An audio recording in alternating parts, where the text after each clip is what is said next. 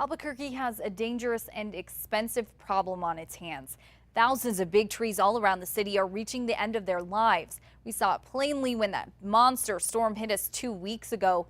If they're not planted by the river, arborists say their lifespan is only about 40 to 60 years. News 13's Tina Jensen learned what didn't come down in the storm should be coming down soon. Hundreds of trees all over town couldn't stand up to the elements in the massive Friday night storm 2 weeks ago. And now weakened trees are still coming down.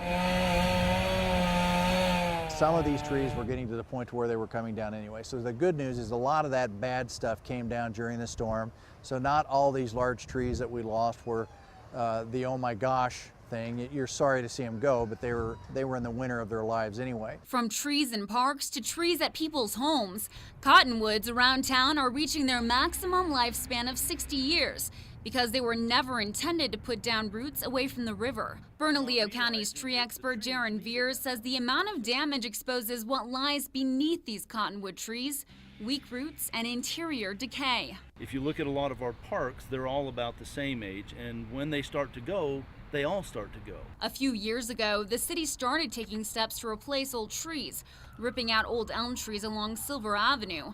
But thousands more need to be dealt with, and that will cost the city big time. I would suggest that the expense is less than dealing with a whole bunch of lawsuits because of trees that fell apart and hurt somebody. It's happened before.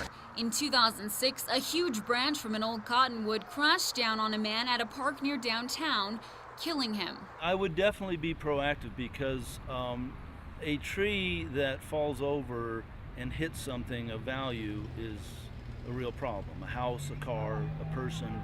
Tina Jensen, KRQE News 13. Right now, the city is looking for someone to fill their city forester position, and that person will have a big job figuring out a long-term plan to deal with all the aging trees.